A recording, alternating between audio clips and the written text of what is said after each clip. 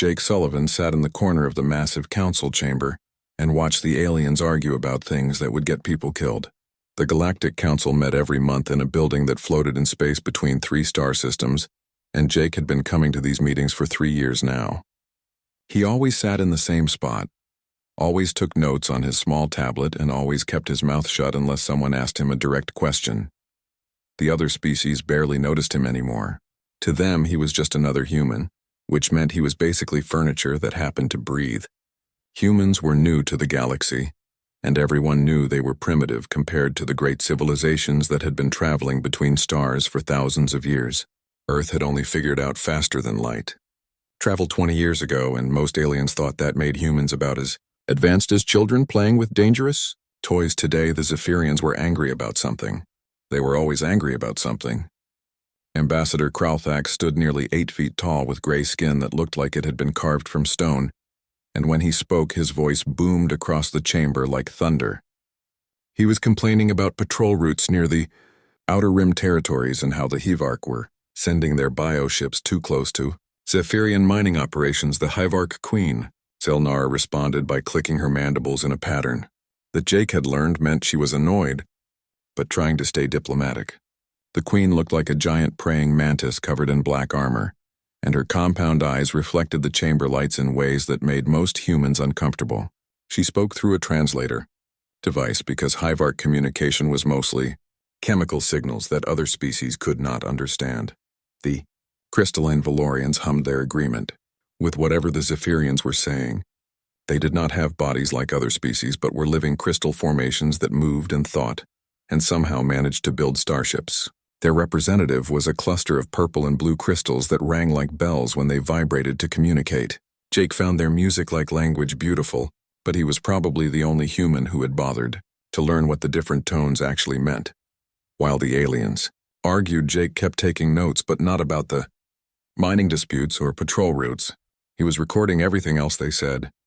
The casual mentions of fleet positions, the complaints about maintenance schedules, the jokes about how their newest weapons could punch through any known shield technology.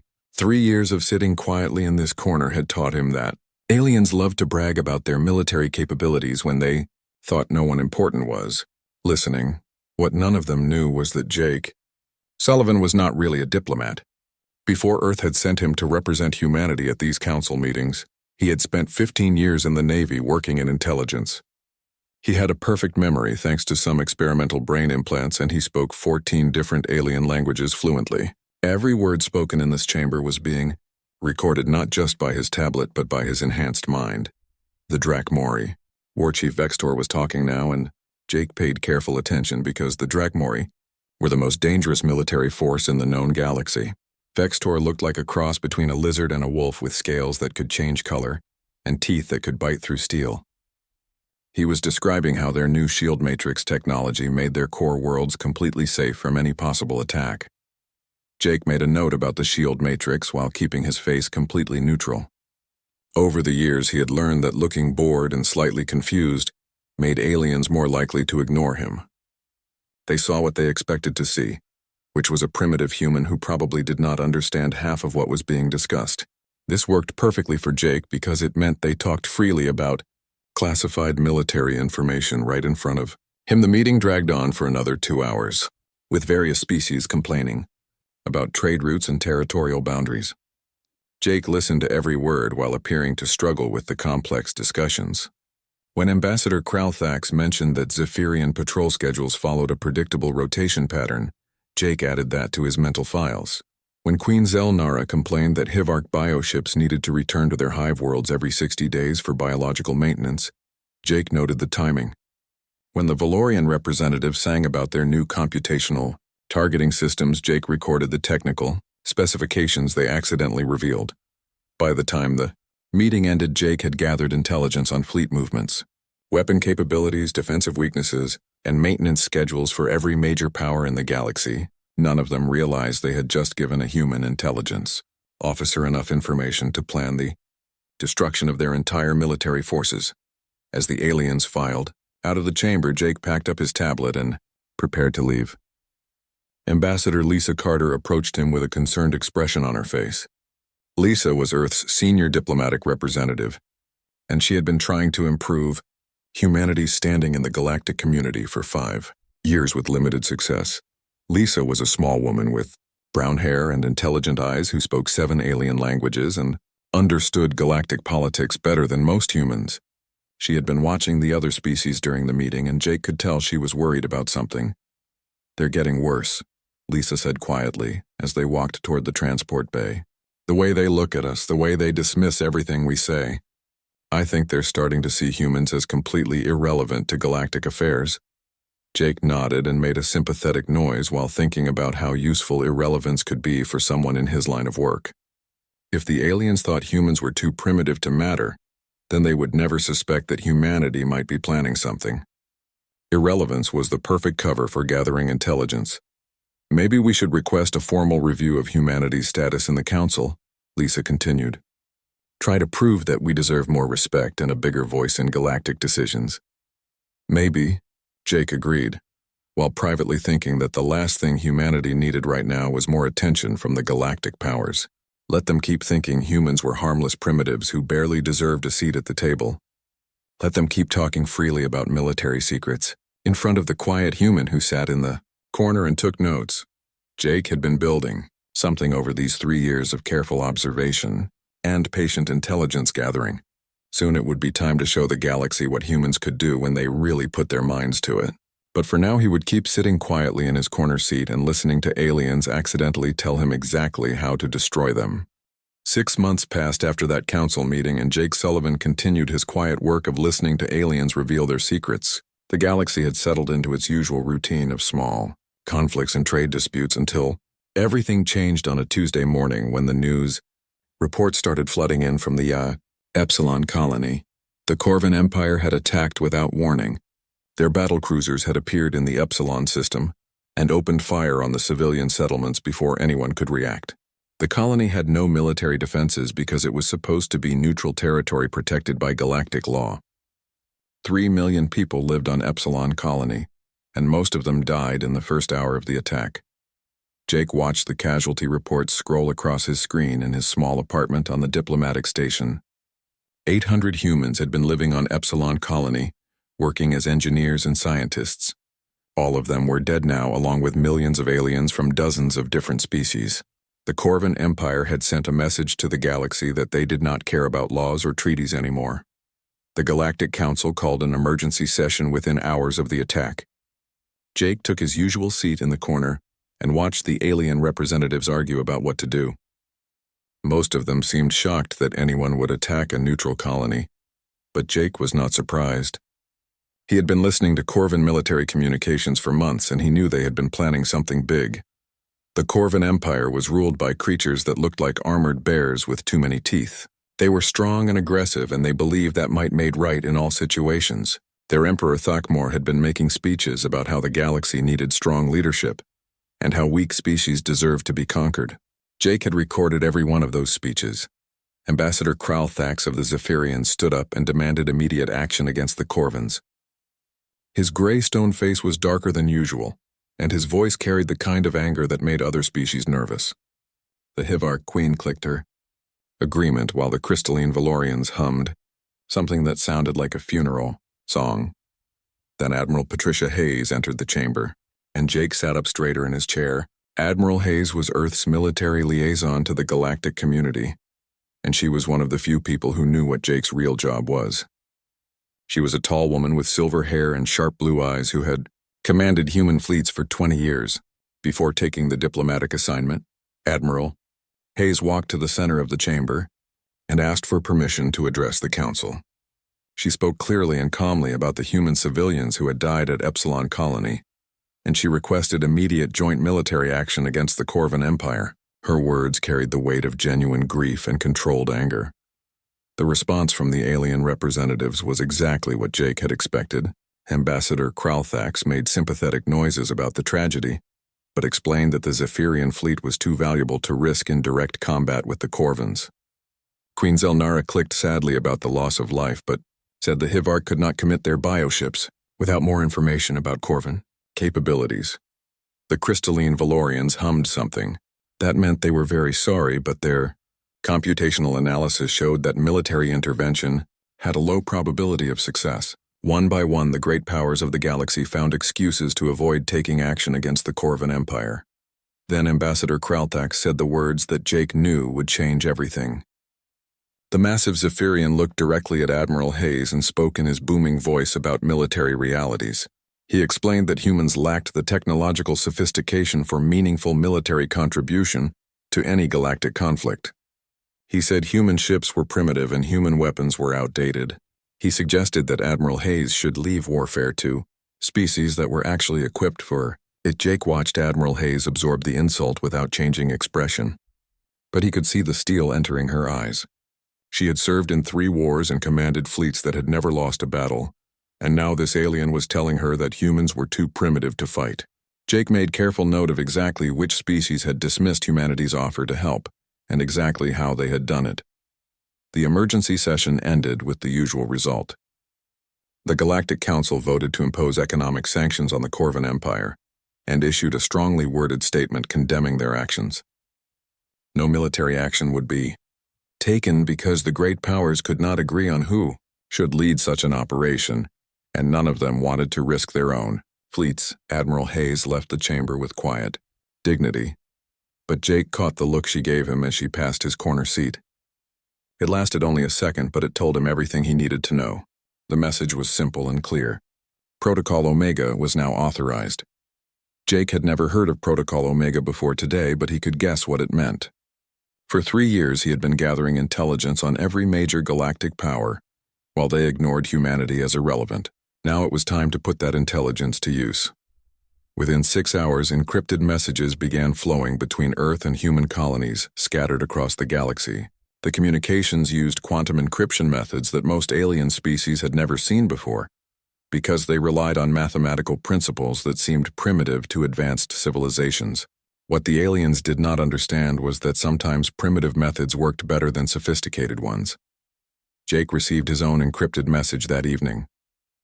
It contained detailed technical specifications for modifications that could be made to standard human starships. The modifications looked simple, but Jake understood their real purpose.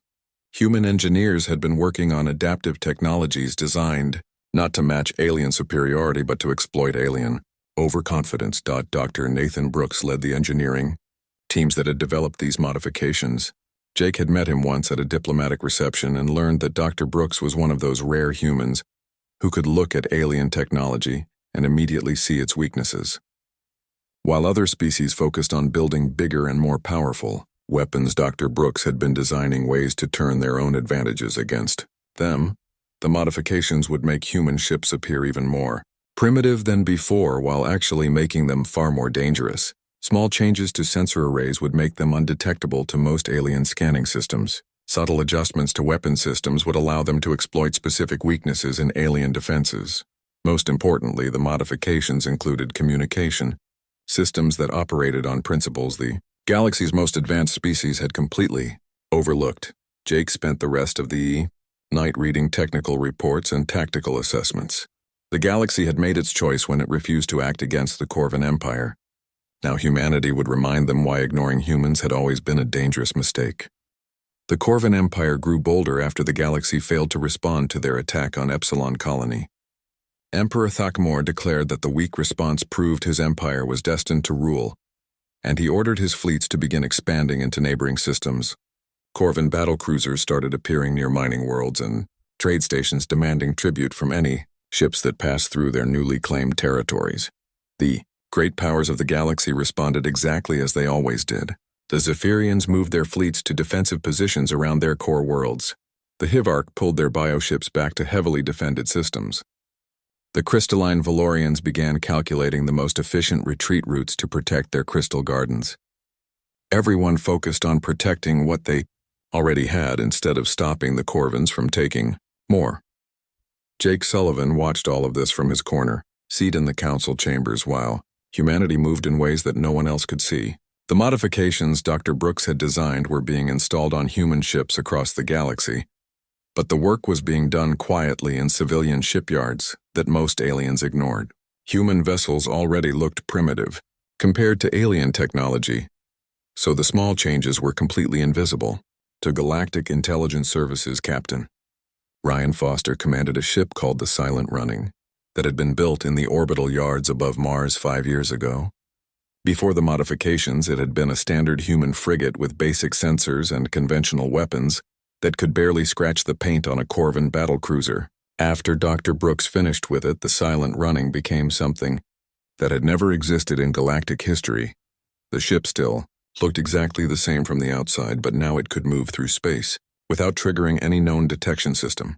Jake's 3 years of intelligence gathering had revealed the specific frequencies and energy patterns that every alien species used for their sensors. Dr. Brooks had used that information to design stealth systems that made human ships invisible to alien technology. Captain Foster took the Silent Running into the Corvin home system on a mission that would have been suicide for any other ship. The system was protected by orbital defense platforms and patrol fleets that could destroy anything larger than an asteroid, but they were all designed to detect the energy signatures of known galactic technology.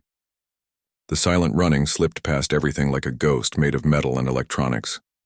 Jake had provided detailed intelligence about Corvin military installations and defensive systems. He knew exactly where their primary shipyards were located, and he knew the security protocols they used to protect them. Captain Foster used this information to place a network of quantum mines around the shipyards that would remain invisible until they were activated by remote signal. While Captain Foster was planting surprises in the Corvin home system, Commander Helen Torres was leading a squadron of modified destroyers toward a Corvin supply convoy near the Outer Rim. The convoy consisted of 12 massive cargo ships protected by 6 battlecruisers that should have been able to destroy any human force that dared to challenge them. Commander Torres did not plan to fight the Corvin warships directly because that would have been impossible with conventional weapons. Instead, she used Jake's intelligence about Corvin neural interface systems to deploy a weapon that Dr. Brooks had designed specifically for their biology. The weapon generated electromagnetic pulses tuned to the exact frequency that would overload Corvin brain implants. The attack lasted less than 5 minutes.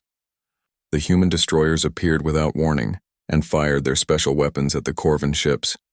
Every Corvin crew member was immediately paralyzed as their neural interfaces crashed from electromagnetic feedback. The convoy found itself completely helpless while their computer systems failed one by one. Commander Torres did not destroy the ships or kill the crews. Instead, her squadron downloaded every piece of data from the Corvin computers and then disappeared before any rescue ships could arrive.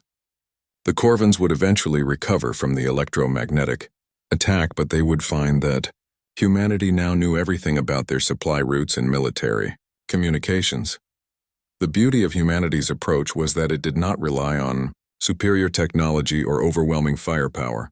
Dr. Brooks had weaponized Jake's intelligence about alien biology and psychology.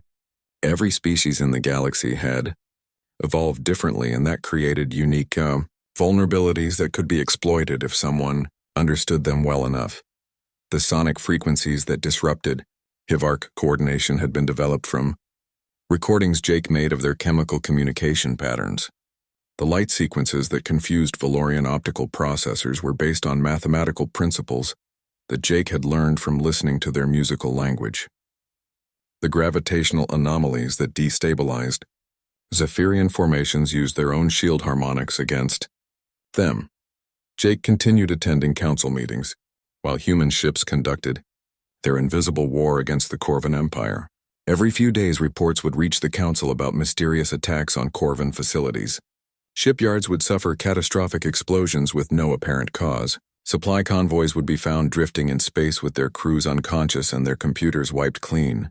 Orbital platforms would lose power and fall into planetary atmospheres. The alien representatives were confused and worried. Ambassador Kralthax demanded investigations into these strange incidents. Queen Zelnara clicked nervously about unknown threats to galactic security. The crystalline Valorians hummed questions about whether some new species had entered their region of space. None of them suspected humanity because human technology was supposed to be primitive and human ships were supposed to be visible to any competent sensor array. The idea that humans could conduct stealth operations against advanced alien targets was simply impossible according to everything the galaxy believed about technological hierarchies. Jake listened to their confused discussions while keeping his expression carefully neutral. The aliens were starting to realize that something was systematically dismantling Corvan military power, but they could not identify the source of the attacks. Human ships appeared on sensors as brief contacts that vanished before any response could be organized. By the time alien investigators arrived at attack sites, they found only wreckage and unanswered questions. The Corvan Empire was beginning to bleed from 1,000 small wounds, inflicted by an enemy they could not see or understand. Emperor Thakmor grew more desperate with each passing, weak as his expansion plans were disrupted by phantom attackers who struck without warning and disappeared without trace. Soon the great powers of the galaxy would be forced to acknowledge that something unprecedented was happening in their carefully ordered universe. The quiet human who sat in the corner taking notes had orchestrated a revolution that none of them saw coming. Emperor Thakmor of the Corvan Empire was losing his mind, and Jake Sullivan could see it happening from his corner seat in the emergency council session. The massive, bear-like alien paced back and forth in front of the assembled representatives, while describing attacks that made no sense according to everything the galaxy understood about warfare and technology. Thakmor's armor was scratched and dented from recent battles, and his yellow eyes burned with desperate fury as he demanded action from the Galactic Council. He spoke about fleets that vanished without sending distress signals and orbital platforms that suffered catastrophic failures with no apparent external cause. He described supply convoys found drifting in space with their crews unconscious and their computers completely wiped clean. The Emperor claimed that an unknown enemy was systematically destroying his empire's military infrastructure, but he could provide no evidence of who was responsible. Corvan sensors had detected brief contacts that disappeared before any response could be organized. Their best investigators had found attack sites filled with wreckage that told them nothing about the weapons or ships that had caused the destruction. Jake listened to every word while maintaining his usual expression of polite confusion. He had planned this moment for months, and everything was proceeding exactly as he had calculated. The great powers of the galaxy were about to make the mistake that would cost them everything they had spent millennia building. Ambassador Kralthak stood up and declared that the Zephyrian Confederation would not tolerate this threat to galactic stability. His voice boomed across the chamber as he announced that Zephyrian fleets would hunt down and destroy whatever force was responsible for the attacks on Corvan territory. Queen Zelnara clicked her agreement, while the crystalline Valorians hummed their support for immediate military action. Within hours, the largest armada in galactic history began assembling in neutral space near the Corvan home system. The Zephyrian Dreadnought Dominion's Edge led a fleet of over 2,000 ships representing every major power in the galaxy. Admiral Kralthax himself took command of the combined force and declared that they would find this mysterious enemy and demonstrate the full might of galactic civilization. Jake received an encrypted message that evening, informing him that Captain Susan Mitchell had been chosen to command the human fleet that would face the alien armada.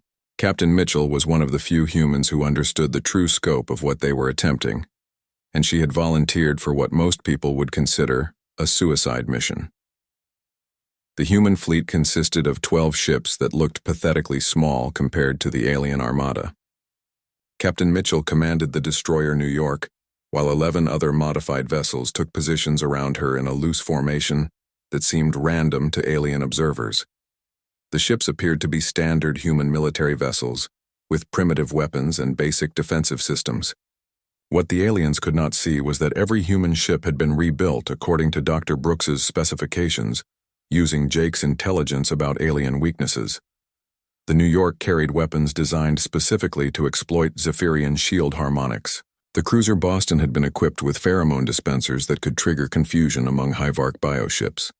The frigate Denver carried gravitational disruptors tuned to destabilize Valorian crystal formations. Jake had spent 3 years learning everything about how the great powers of the galaxy fought their wars.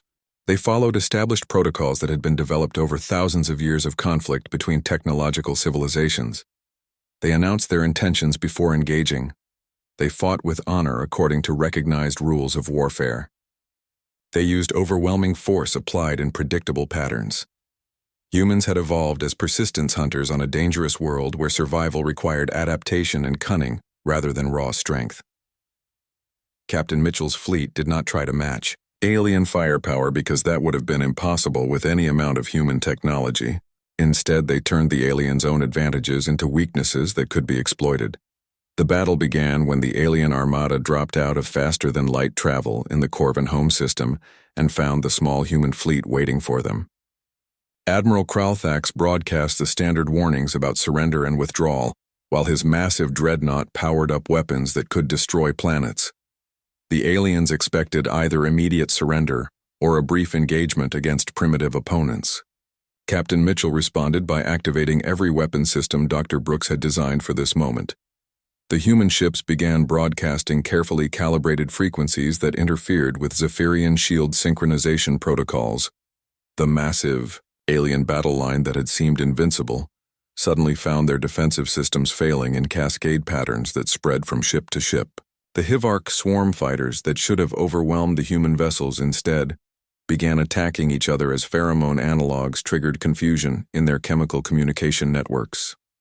Bioships that had fought together for decades suddenly could not distinguish friend from enemy and turned their organic weapons on their own formation. The crystalline Valorian ship suffered the most spectacular failures as quantum probability weapons overwhelmed their computational targeting systems. The living crystals that formed their vessels began resonating at frequencies that shattered their molecular structures. Purple and blue fragments that had once been proud warships scattered across space like broken glass. Most devastating of all was humanity's complete understanding of galactic military doctrine. The aliens fought exactly as they always had, with honor and established protocols while broadcasting their intentions on standard frequencies. Captain Mitchell's fleet fought like the persistence hunters their species had evolved to be, patient and relentless, exploiting every weakness until their prey collapsed. The engagement lasted 6 hours, and when it ended, the pride of galactic civilization lay in ruins around Corvin Prime. The Zephyrian dreadnought Dominion's Edge was a drifting hulk with its gray armor cracked and its weapons silent. Hundreds of Hivark bioships floated dead in space, while their crews remained unconscious from pheromone poisoning. The crystalline gardens of the Valorian fleet had been reduced to sparkling debris that reflected the light of distant stars. Jake had calculated this moment perfectly, but his plan went deeper than simple military victory. Every human ship had been broadcasting the entire engagement on frequencies monitored by oppressed species throughout the galaxy. The message was clear and unmistakable. The mighty could fall, and humanity had proven it was possible. The great powers that had ruled the galaxy for millennia had been broken by 12 human ships using weapons they did not understand and tactics they had never encountered. The quiet revolution was complete, and now it was time for the galaxy to learn what ignoring humanity had really cost them. The emergency session of the Galactic Council 3 days after the battle was unlike anything Jake Sullivan had witnessed in his 3 years of quiet observation. The great chamber that had once buzzed with arrogant discussions about territorial disputes and trade agreements now felt like a funeral hall where the mourners were trying to understand how their entire world had collapsed. Ambassador Kralthax sat in his usual seat, but the massive Zephyrian looked like he had aged decades in a single week. His gray-stoned skin was cracked in places, and his booming voice had been reduced to a whisper. The proud warrior who had dismissed human military capabilities was now staring at reports that described the complete destruction of his civilization's greatest fleet, Queen Zelnara's. Compound eyes reflected the chamber lights, but she had not moved or made a sound since taking her place at the council table.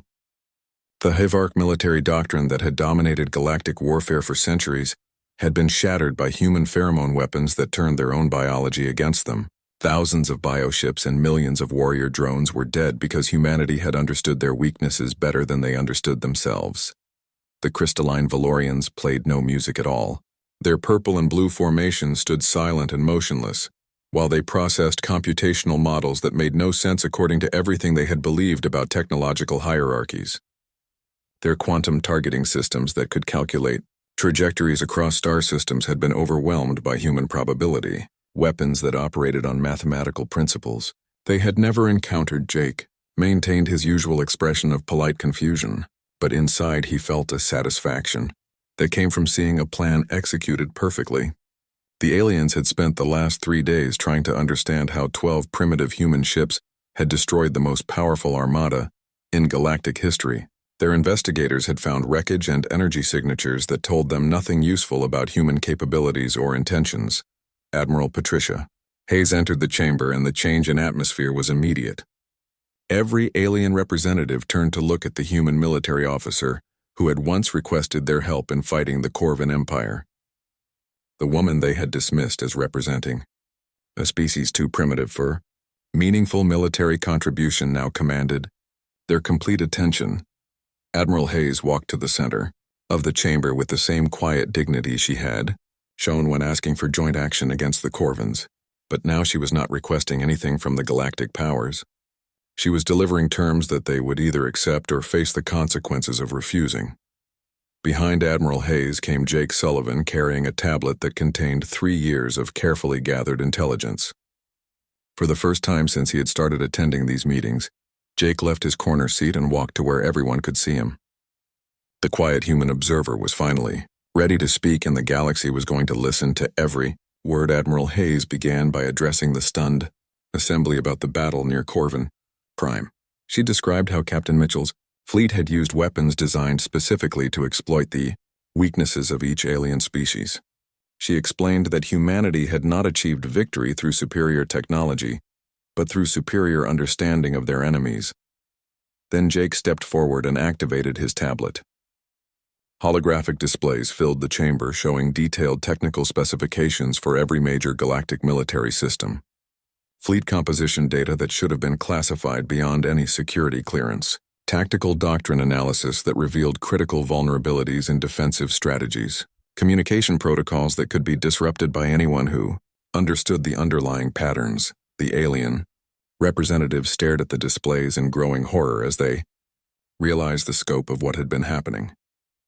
For 3 years, Jake Sullivan had been sitting quietly in his corner seat while they discussed classified military information in front of him. Every casual mention of patrol routes and weapons capabilities had been recorded and analyzed. Every boastful comment about defensive systems had been noted and studied. Admiral Hayes continued, speaking while the holographic displays showed exactly how much humanity knew about galactic military capabilities. She explained that Lieutenant Commander Sullivan had been gathering intelligence while the aliens ignored him as irrelevant. They had never bothered to learn anything about humans while Jake learned everything about them. The irony was devastating and complete. The species that had dismissed humanity as too primitive to matter had revealed all their secrets to a human intelligence officer who had been planning their destruction from the very beginning. Their technological superiority had made them overconfident, and their overconfidence had made them careless about security. But Jake's plan had gone deeper than military victory. Throughout the battle, human ships had been broadcasting on frequencies monitored by oppressed species across the galaxy. The Corvan client worlds that had been forced into submission saw the great powers defeated by a species they had never heard of. Mining colonies that paid tribute to galactic civilizations watched their oppressors reduced to wreckage and debris. Within days of the battle, rebellion began spreading across the galaxy. The Corvan Empire crumbled as their subject species declared independence and received human weapons designed to counter Corvan advantages. Zephyrian colony worlds refused to send tribute to the home systems and formed defense pacts with human settlements. Hivarch client races broke free from chemical control using pheromone blockers that Dr. Brooks had developed. The great powers found themselves not conquered but irrelevant in the new galactic order. Their military forces were shattered, and their subject species no longer feared them. Humanity had not taken over the galaxy but had instead freed it from the domination of civilizations that had grown too comfortable with their own superiority.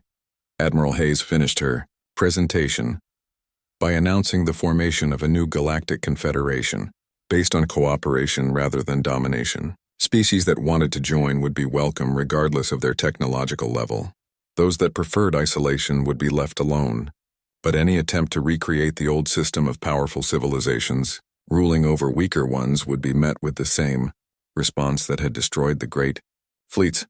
Jake returned to his corner seat and resumed, taking notes while the former galactic powers tried to process their new reality. The chamber that had once dismissed human presence now hung on every word spoken by human representatives. The quiet observer had become the most important voice in galactic affairs because he had understood something the aliens never learned intelligence and patience and the willingness to truly understand. One's enemies were far more dangerous than any weapon. The galaxy had ignored the wrong human at exactly the wrong time, and their fleets had bled to demise not from superior firepower, but from the most human trait of all, the ability to adapt and learn and turn any advantage into a weapon that could change the course of history.